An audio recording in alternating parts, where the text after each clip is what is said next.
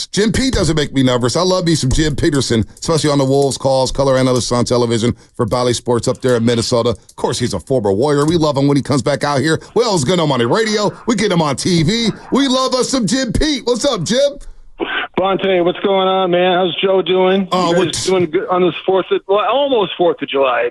Yeah, I mean, it doesn't feel. It feels like Christmas with all the NBA offseason. Of course, Jim Petersen joins us on the River Islands guest line. Man, there's a lot going on here. Obviously, the Warriors. And I know you can't dive deep into it because it's not official yet. But Kyle Anderson, apparently in the signing trade with the Golden State Warriors, is coming out here to the Bay Area, known as Slowmo, and he's one of those long, lanky defenders in Minnesota. Tell us a little bit about Slowmo here, because a lot of fans are excited about Kyle Anderson.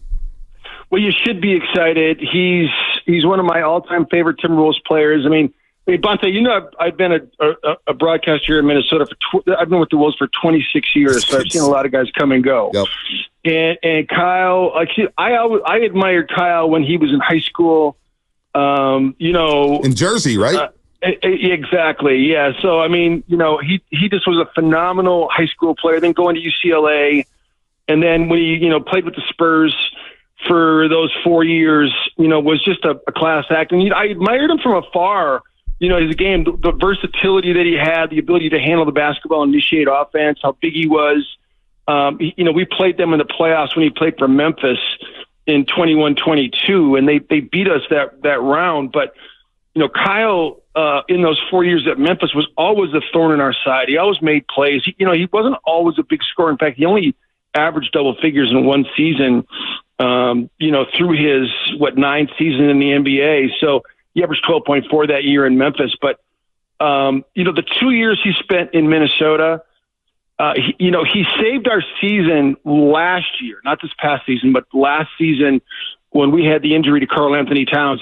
Kyle was able to step in, and the way that he was able to unlock Rudy Gobert, because, when you remember when Rudy first came to Minnesota, it wasn't great. It didn't work out great. And Kyle was the first one to kind of unlock Rudy, kind of save our career and get us to the playoffs that year. So, I just can't say enough good things. His family's amazing. He's got this really, really beautiful family, his wife and his son. They had a kind of a love affair here in Minnesota with the community, but I just know that playing for that organization, playing for the Golden State Warriors, playing for Steve Kerr, playing with Steph, the kind of player that he is, he's going to fit right in. Well, where does he fit in terms of position on both ends of the floor alongside Steph Curry, Draymond Green? It's a very unique team with a very unique offense. So how does he fit in? Well, he'll be excellent in split actions, as the post player, as the screener, whatever you need him to do. He can initiate offense. He can be a small ball five. He would be excellent as small ball five. And, if you wanted to play Draymond at the four, so he could be your four against with a more traditional center. But the versatility that he has, he's a matchup problem because he can handle the basketball and he can initiate. But the one thing that he's sort of suffered an eye injury in the playoffs against Denver 2 years ago. And so that eye injury was way more catastrophic to his, next season, this past season, than we kind of thought. He was having some vision problems, and Kyle never used it as an excuse. He never used it as an excuse, but he was having more issues, I think, with his eyesight, and it impacted his shooting.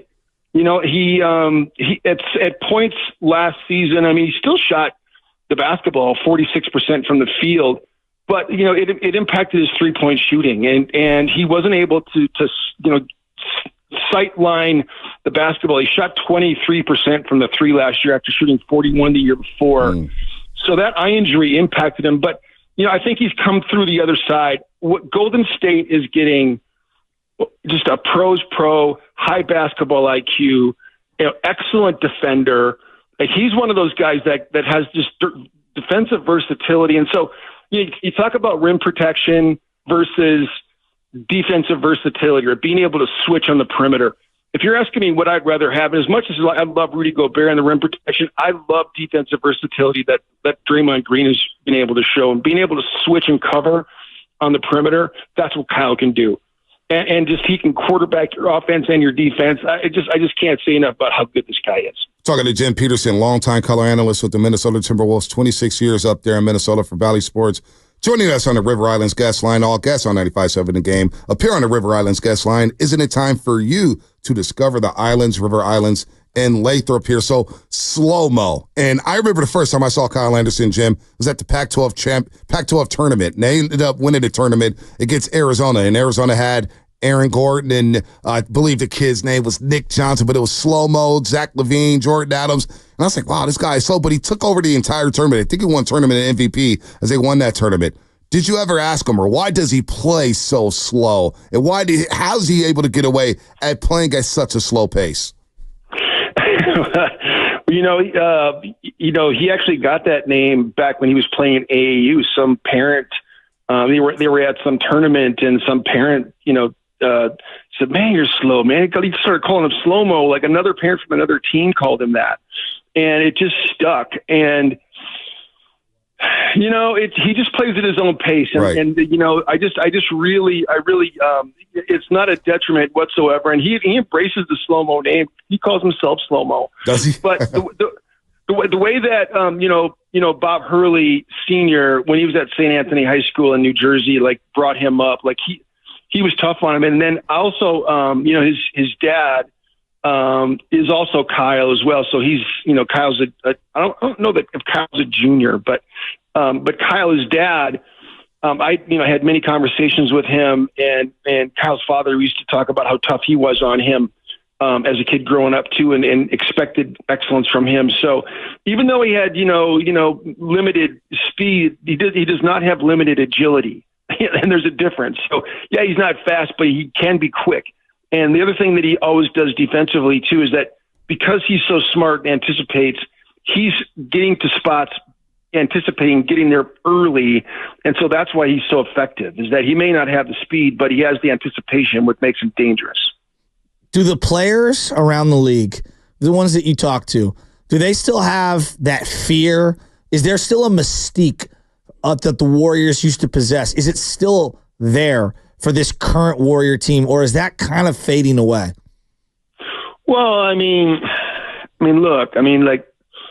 the Warriors that played at Oracle, and that to me is my favorite iteration, because I love that building. I played in that building. I loved Oracle Arena. I loved playing in that city. The Chase Center is not the same vibe, and it's not the same team. Chase Center is a beautiful arena. It's one of the best in the NBA right now. In fact, it's got to be top 5 in terms of the setting, being on the water. It just hasn't been able to get the mystique that the Coliseum did or Oracle Arena did, because that's where Rick Barry played, and that's where L. Addles coached. And, that's the place that Chris Mullin, Tim Hardaway, Mitch Richmond played. And then, the way that, Klay and Steph, and then when KD came too, that Oracle Arena was, and I always told people, like, I know I played there, and I'm kind of partial to the Golden State Warriors, whole vibe. But I told people around the country, if you never got to Oracle during that or you really missed something. You miss seeing Wayne Gretzky play. You miss seeing Mario Lemieux play. You miss seeing Montana play. That's another thing too. Candlestick Park. When I was playing with Mully and Tolbert and Tim Hardaway and Mitch Richmond, we used to go to Candlestick Park and watch the 49ers play.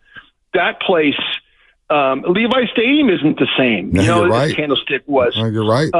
And Levi Stadium is great. But don't get me wrong; it's a phenomenal facility. But there's just something about those old arenas and the history that they held. So the answer to your question is no. that's the easy question, because it's not the same team. Klay's gone now. Yeah. Steph is in his 30s. Draymond's graying.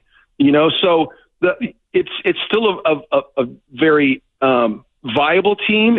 As long as you have Steph Curry in your team and Draymond Green, you're going to be a danger win.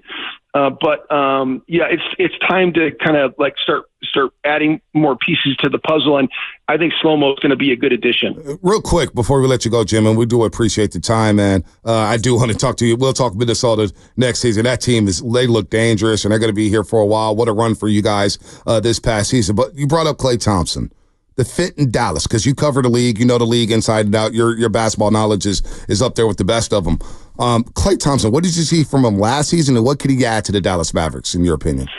I saw frustration from Klay. I saw a guy that sustained a couple of really serious injury. The ACL injury is one that I'll always it was a crushing blow to me because his dad was my hero, Bonte, growing up. I don't know if you knew that, but I didn't. But I wore number 43 in the NBA because of Michael Thompson. Wow. I knew Michael Thompson because he was the number 1 overall pick in 1978 out of the University of Minnesota, and I knew Michael Thompson when I was a 7th grader. And he came to my basketball camp when I was in 7th grade, 8th grade. He came 2 years in a row, and I just got to be really good friends with him. So he's like my hero. And so Klay Thompson is, by definition, I'm really close to Michael Thompson's brother, Klay's uncle, Andy Thompson, who, by the way, Andy Thompson is very interesting. This is just a side note. I don't know if you guys knew this, but the Last Dance video that came out, that whole series that came out on Netflix, that was Andy Thompson's project. Andy Thompson was the one who, was embedded with the Bulls back in the day.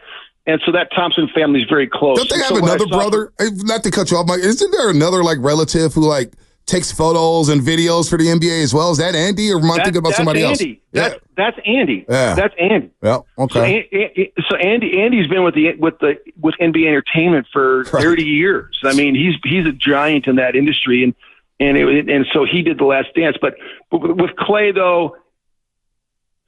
I just, those 2 injuries that he sustained, an ACL and an Achilles tear.